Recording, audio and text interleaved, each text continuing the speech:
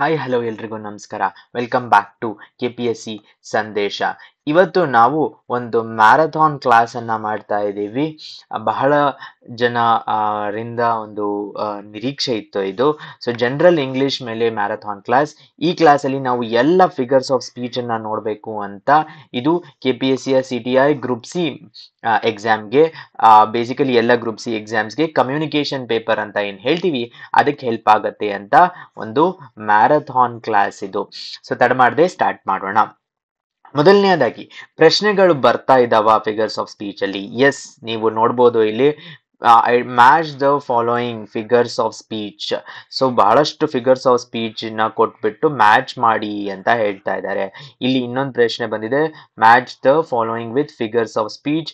ಬಹಳಷ್ಟು figures of speech ಕೊಟ್ಬಿಟ್ಟು sentence ಕೊಟ್ಟು ಮ್ಯಾಚ್ ಮಾಡಿ ಅಂತ ಹೇಳ್ತಾ ಇದ್ದಾರೆ. ಸೊ ಕ್ವೆಶ್ಚನ್ಸು ಬರ್ತಾ ಇದೆ.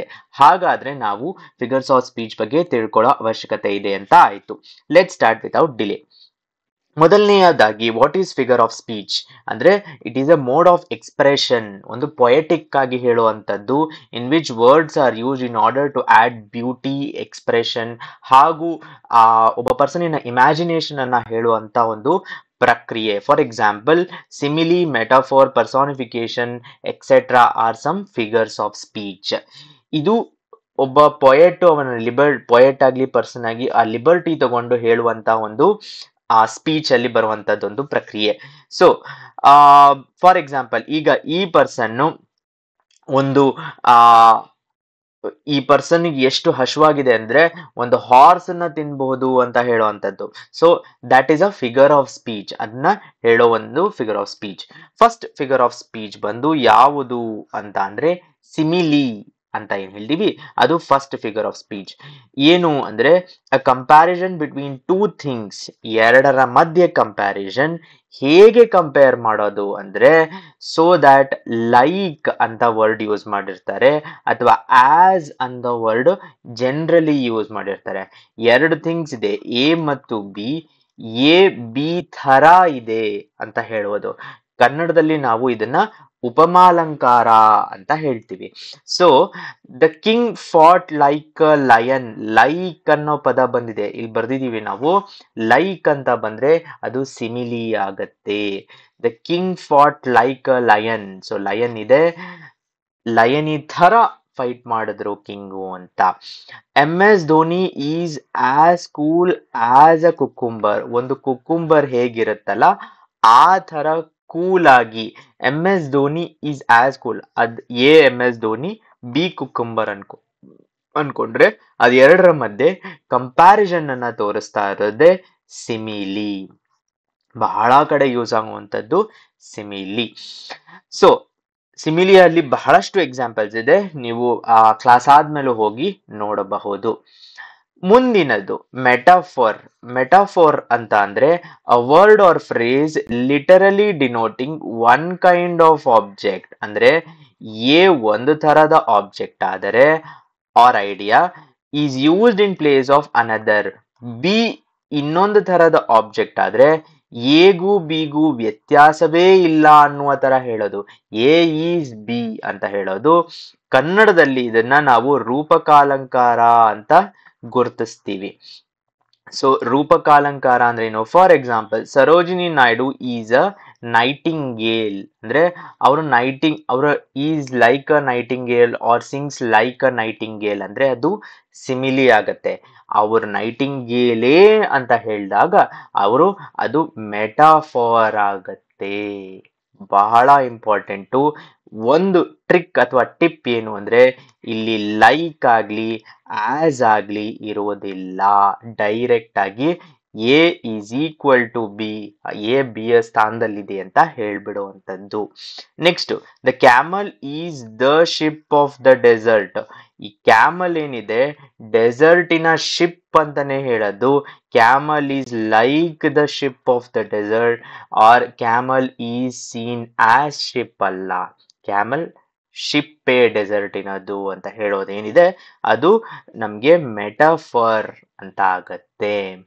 ಎರಡರಲ್ಲೂ ಯಾವುದೇ ಅಭೇದ್ಯ ಅಂತ ಹೇಳ್ತೀವಿ ನಾವು ಕನ್ನಡದಲ್ಲಿ. ಏನು ಅಭೇದ್ಯ, ಭೇದ ಇಲ್ಲದಿರುವುದು ಅಭೇದ್ಯ, ಅದು ಮೆಟಾಫರ್. ಮುಂದಿನ ಫಿಗರ್ ಆಫ್ ಸ್ಪೀಚ್ ಪರ್ಸಾನಿಫಿಕೇಶನ್. ಏನಪ್ಪಾ ಅಂದ್ರೆ giving human qualities to non living objects. Non living ಆಬ್ಜೆಕ್ಟ್ಸ್ಗೆ ಒಂದು ಮನುಷ್ಯಾಕಾರ ಕೊಡುವುದು. ಫಾರ್ ಎಕ್ಸಾಂಪಲ್ ಏನು? The trees danced playfully in the rain. Trees dance ಮಾಡುತ್ತಾ? ಇಲ್ಲ. ಆದ್ರೆ ಟ್ರೀಸ್ ಡಾನ್ಸ್ ಮಾಡೋ ತರ ಕಾಣ್ತಾ ಇದೆ. ಟ್ರೀಸ್ ಬಂದು ಇಲ್ಲಿ ನಮಗೆ ನಾನ್ ಲಿವಿಂಗ್ ಆಬ್ಜೆಕ್ಟ್. ಅದು ಡಾನ್ಸ್ ಮಾಡ್ತಿರುವುದು ಅದರ human quality. So dancing is the human quality, tree is the non living object. So ಹಾಗಾಗಿ ಈ ಸೆಂಟೆನ್ಸು ಪರ್ಸಾನಿಫಿಕೇಶನ್ ನಲ್ಲಿದೆ. ಬಹಳಷ್ಟು ಪೊಯೆಟ್ಸ್ ಬರಿಬೇಕಾದ್ರೆ ಪರ್ಸಾನಿಫೈ ಮಾಡ್ತಾರೆ.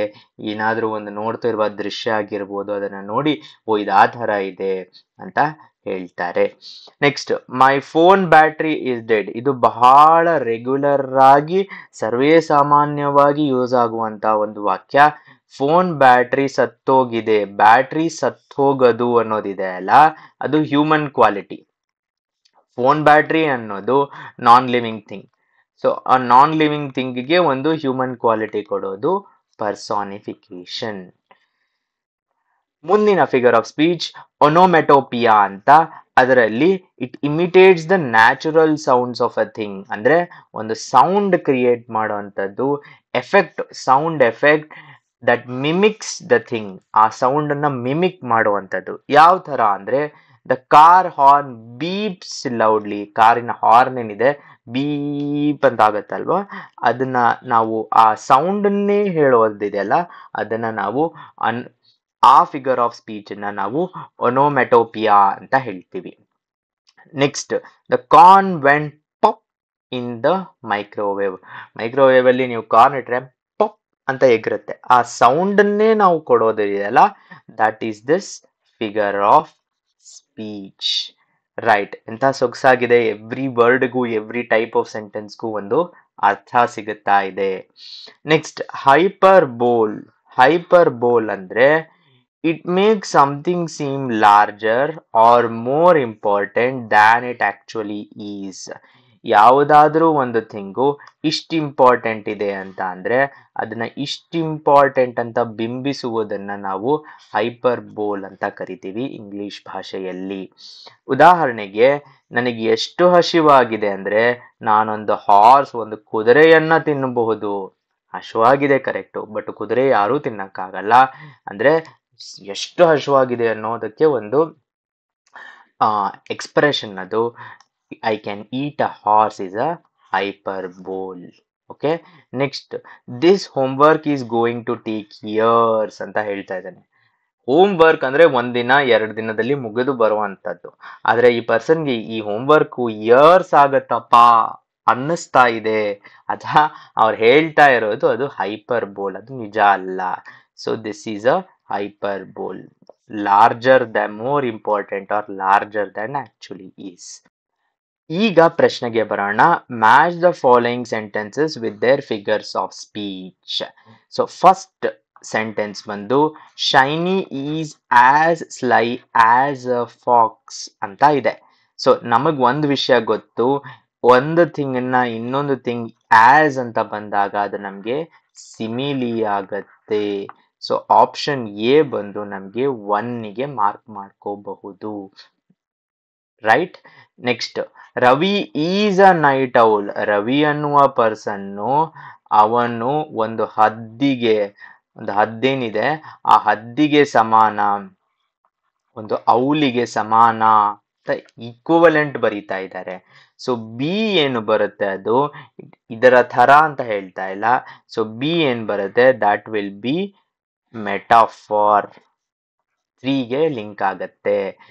Next, the sun smile down on the world. ಸೂರ್ಯ ಅನ್ನುವುದು non living thing.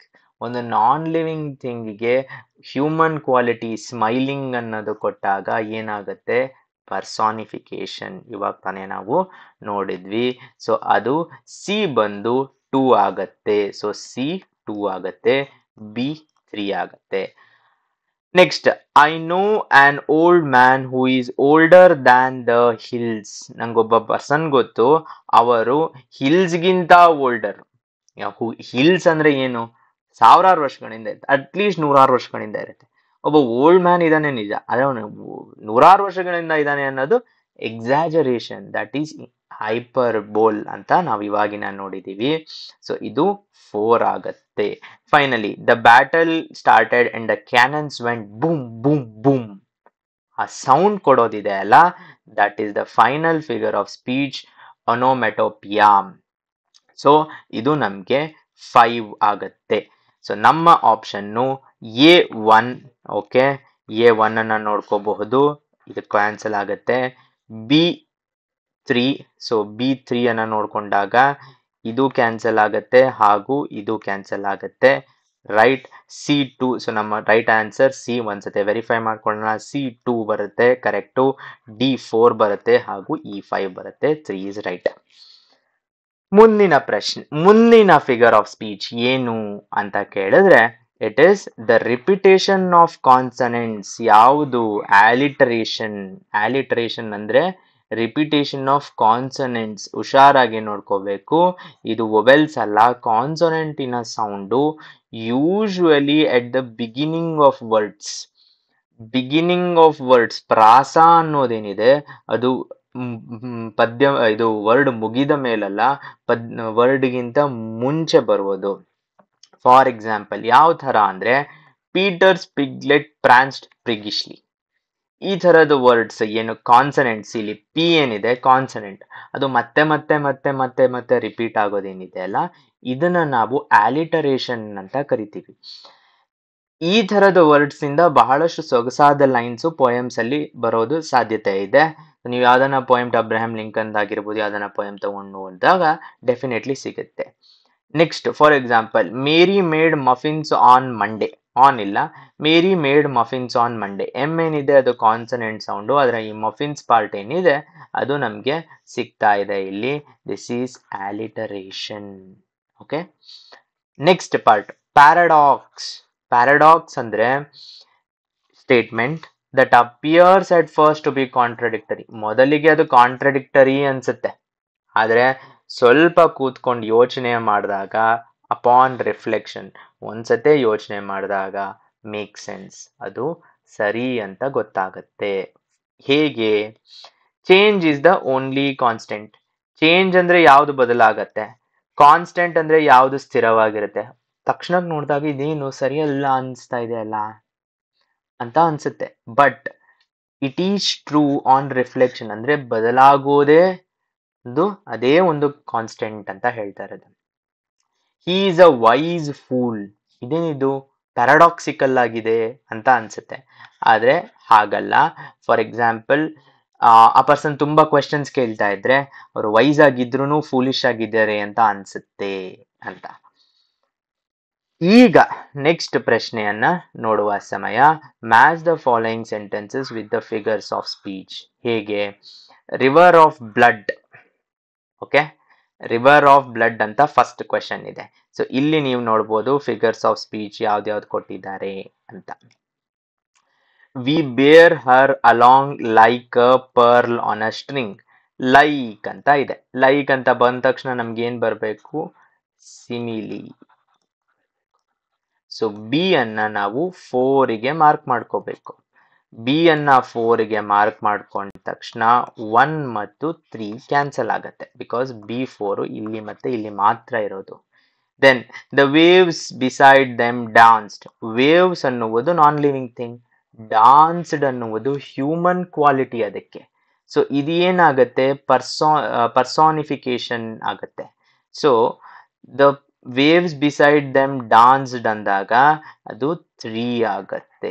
C ಬಂದು 3 ಆಗತ್ತೆ. ಇದು ಮತ್ತು ಇದರಲ್ಲಿ 3 ಇರುವ ಆಪ್ಷನ್ ಇದೊಂದೇ, ಇದನ್ನ ನಾವು ಕ್ಯಾನ್ಸಲ್ ಮಾಡ್ಬೋದು. ಇದನ್ನ ನಾನು ಎಲಿಮಿನೇಷನ್ ಟೆಕ್ನಿಕ್ ಅಲ್ಲಿ ಸಾಲ್ವ್ ಮಾಡ್ತಾ ಇದ್ದೀನಿ. Right, she sells sea shells by the sea shore. ಇವಾಗಿನ ನೋಡಿದೀವಿ ಇದನ್ನ. ಏನು? She sells sea shells by the sea shore. ಎಲ್ಲ ಎಸ್ ಕಾನ್ಸನೆಂಟ್ಸ್ ರಿಪೀಟ್ ಆಗ್ತಾ ಇದೆ.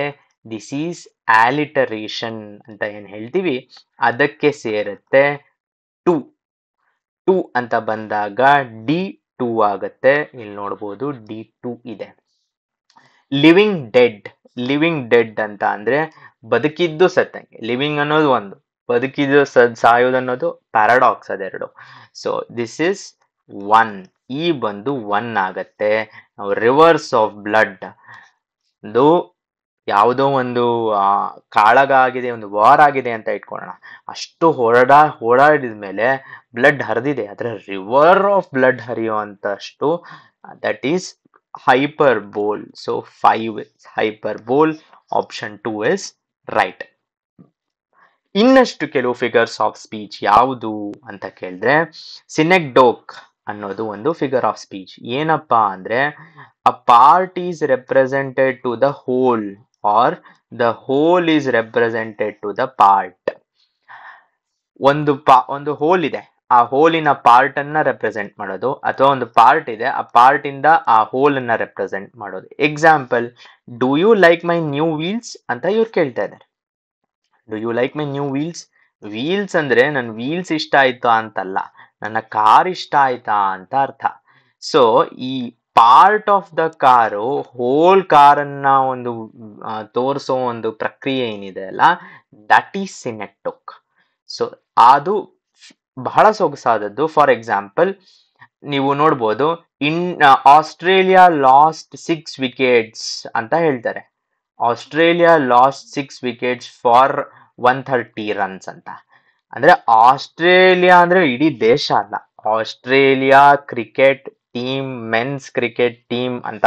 ಬಟ್ ಎವ್ರಿ ಟೈಮ್ ಅಷ್ಟು ಹೇಳಕ್ಕಾಗಲ್ಲ, ಸೊ ಆಸ್ಟ್ರೇಲಿಯಾ ಅಂತ ಹೇಳ್ತೀವಿ. There are some new faces in the cabinet meeting. Cabinet meeting ಅಲ್ಲಿ ಕೆಲವು ಹೊಸ ಮುಖಗಳಿದಾವೆ.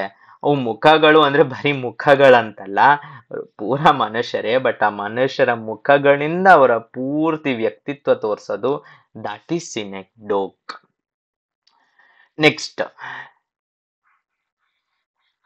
ನೆಕ್ಸ್ಟ್ ಫಿಗರ್ ಆಫ್ ಸ್ಪೀಚ್ ಬಂದು ಮಿಟೋನಿಮಿ ಅಂತ.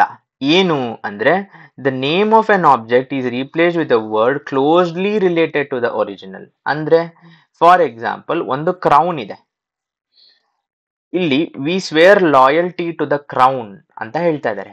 ಕ್ರೌನ್ ಅಂದ್ರೆ ಒಂದು ನಾನ್ ಲಿವಿಂಗ್ ಆಗಿರ್ಬೋದು, ಅಥವಾ ಏನೋ ಒಂದು ಅದಕ್ಕೆ ಜೀವವಿಲ್ದ, ಅಥವಾ ಏನೋ ಅದಕ್ಕೆ ಸಿಗ್ನಿಫಿಕೆನ್ಸ್ ಇರ್ಬೋದು. ಆದ್ರೆ ಅದರ ಮಹತ್ವ ಬಂದು ಒಂದು ಥ್ರೋನ್ ಅಥವಾ ರಾಜನಿಗೆ ಲಿಂಕ್ ಆಗಿದೆ.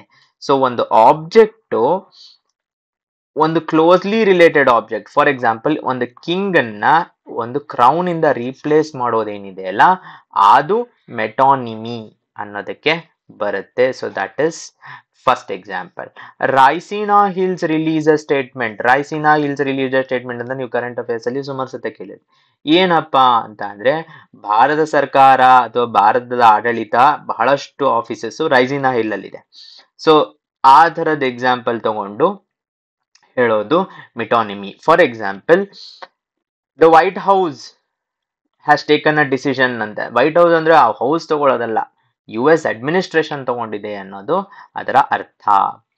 ನೆಕ್ಸ್ಟ್, ಆಸೋನೆನ್ಸ್ ಅನ್ನೋದು ಒಂದು ಫಿಗರ್ ಆಫ್ ಸ್ಪೀಚ್. ಏನಪ್ಪಾ ಅಂದ್ರೆ, repetition of vowel sounds in a word that are close together. ಇಲ್ಲಿ ನೋಡ್ಬೇಕು ನೀವು, ವೊವೆಲ್ ಸೌಂಡ್ಸ್, ಇದು ವೊವೆಲ್ ಸೌಂಡ್ಸ್ ರಿಪೀಟ್ ಆಗೋದು ಒಂದಾದ್ಮೇಲೆ ಒಂದು. ಹೆಂಗೆ, the cat sat on the mat.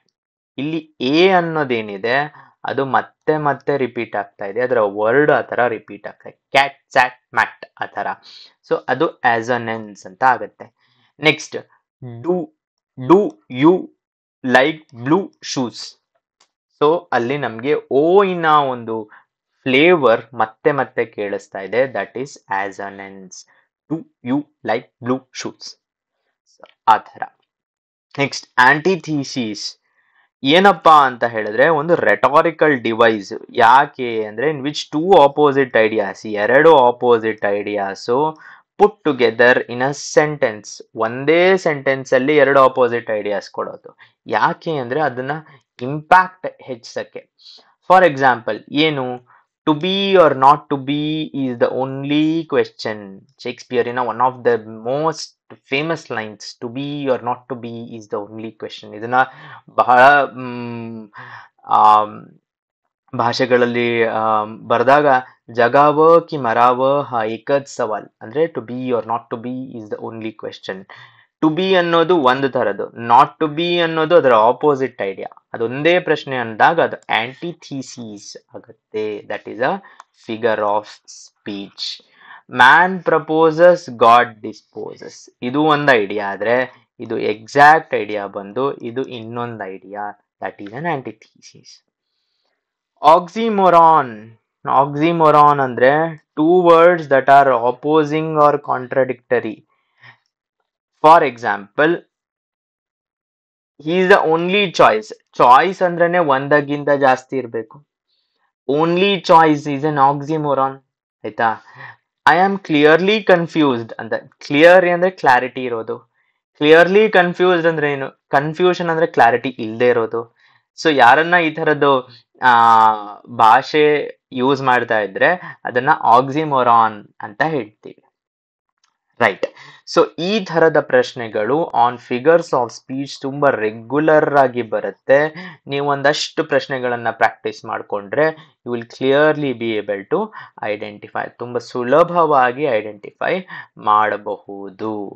So ಯಾವುದೇ ಒಂದು ಎಕ್ಸಾಮ್ ಅಲ್ಲಿ ನಾವು ಕೂತ್ಕೊಂಡು ಯೋಚನೆ ಮಾಡಿದಾಗ ಫಸ್ಟ್ ಎಲಿಮಿನೇಷನ್ ಟೆಕ್ನಿಕ್ ಹಾಕಬೇಕು. ಆಮೇಲೆ ನಮ್ಗೆ ಗೊತ್ತಿರುವುದನ್ನೆಲ್ಲ ಯೂಸ್ ಮಾಡಿ ಆನ್ಸರ್ ತೆಗೆಯುವ ಪ್ರಯತ್ನ ಮಾಡಿದ್ರೆ ನಾವು ಸಫಲರಾಗ್ತೀವಿ.